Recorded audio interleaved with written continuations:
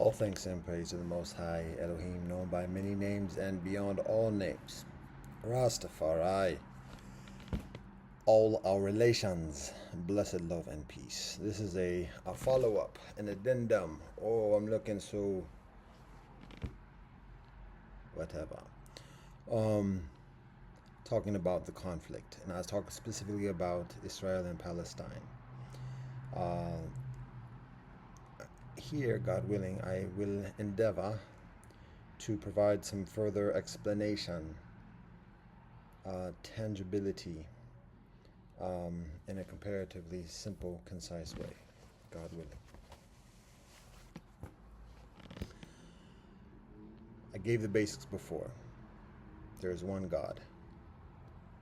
God is the purveyor, the owner of all things.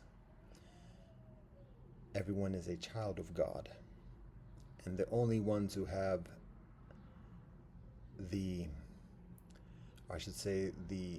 assertion of stewardship of any land is based upon indigeneity and righteousness. And unless kinfolk have both of those, then out of pocket. So that recognized, I try to give, it's everybody's subjective, everybody is biased, everybody's in the game, everybody's guilty.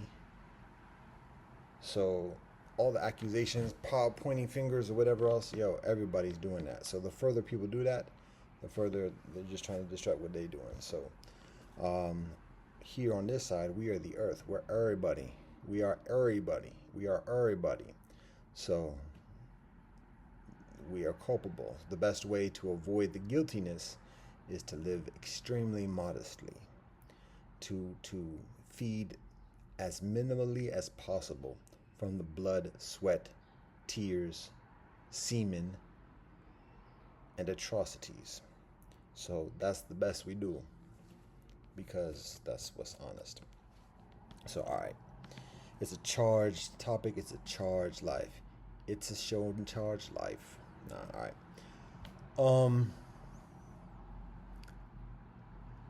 But it's, and I'm sharing this particularly for young kinfolk who may be otherwise ignorant of the bigger picture.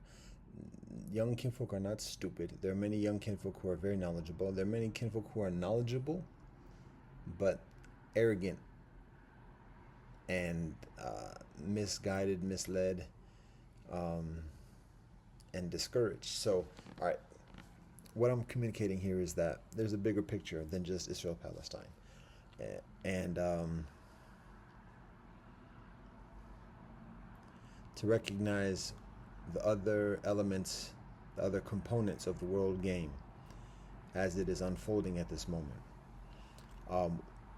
And just like going back to simple logic as much as possible. There's history, there's spiritual wisdom involved, but it's helpful to kind of go back to just like plain basics. So I mentioned before in the previous joint that language is the most significant identifier, the most significant determinant in the path of one's life, particularly at this stage. Not race, not religion, not politics, not economics, or even class. It's language.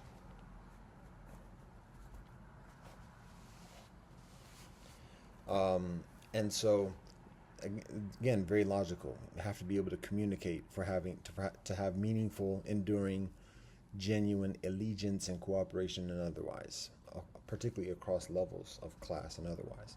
Language. So there's that. Now, from language, there is customs and behavior and culture that are very much tied and based, like grown from language. So there might be layers or however you want to describe that. Language is the currency, the conduit of those additional factors of customs and culture, creeds even. Have to communicate the creeds in the original language. So again, all these allegiances, primarily language. All these yearnings of what people want to do or want to be, whether it's non-imperialist or whatever, if all you speak is the English language, you are an imperialist. English is an imperial language. Point blank, full stop, no cap, 100% facts. French is an imperialistic language. Deutsch is almost near an imperialistic language, despite itself, or perhaps because of itself. Italiano is an imperialist language. Espanol is definitely an imperialist language. Portuguese is an imperialist language. And this is not accusation. This is not a condemnation. This is not a vilification. It's just facts. Then we get into gray areas. We talk about Arabic being an imperialist language. That's not hatred. We can say, we can talk about Hebrew. Hebrew is very much attached to imperialist language. Latin is an imperialist language. Hebrew is attached to Latin. Greek is attached to Latin. If Greek is an imperialist language, that's when we get to the gray area. Because Greek, just like Hebrew, is very attached to it, very influential, and is not innocent. But in terms of being an out-and-out imperialist where everybody's literate in that, and that's the lingua franca of the imperialist experience, can't say the same thing about that. Not many people know Hebrew. Not many people know Greek. Latin, historically, is lingua franca, particularly in the religious imperialism of Europe. The difference between the indigenous people of Europe and the Catholic Empire. Wada. Peace and blessings to all sacred, holy Catholic kinfolk. But the Roman Catholic Church very much further resembles the behavior of the Roman Catholic Church, much further resembles, and the behavior of the Roman Catholic people much further resembles the behavior of Romans than it does the example of Jesus. Peace and blessings be with him. Facts. So, all right, imperialism. If one wants to let go of that, if one wants to like denounce that or whatever, you gotta let go of the English language, or at least be proficient in another language that is not imperialistic. And everything else is what they call it, when you try to do something compensating it or whatever, but you're not actually addressing it. It's whatever that thing is.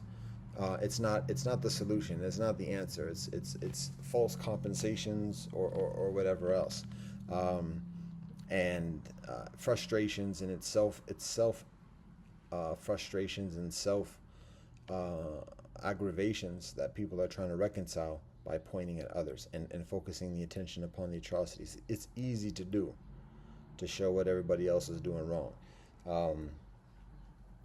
That is. I'm not going to get into an anti-Roman thing, but all right. So when we want to get beyond imperialism, if we want to get beyond our own imperialistic ways, language. I'm speaking English right now. It's very imperial of me. That's facts. It's very difficult not to do that when that's how one is raised. We can learn our ancestral languages, our mother tongues, our father tongues, if that's not our lingua franca. So, but it's not easy, particularly as an adult, and particularly with these gray hairs and responsibilities and everything else, to up and learn a new language. Because when we get older in life, what's the purpose of this? Well, we have to answer, what are we going to do this? Oh, here come the crows. Here come the crows. You better find someplace else to dance, da. Or you can dance, that's okay. Why? Because crows are sacred. Just like every other being is sacred. So we're not going to get into the symbology or whatever else. Yes, we can talk about foreshadowings of finalities and otherwise. However, ain't no hate. And that's not the absolute experience of the crows, because crows share some very beautiful knowledge and experience of Inamaka as well. So, and the whole notion of murder of crows, that's a very human predatory English imperialistic appellation. So when wanting to get out of imperialism, just speak another language that is not imperialistic. And when we speak that language, again, our relationships form through that language, our work, our vocation, our day-to-day activity form around that language. So if people are just speaking an imperialist language, then the relationships and the activity, the economics, the food, the residents, and everything else is going to be predominantly imperialistic. When kin folks speak an indigenous language all day, every day, then that's the experience. It's an indigenous location. It's indigenous residence. It's an indigenous food. It's an indigenous relationships and otherwise. Now, again, I ain't fronting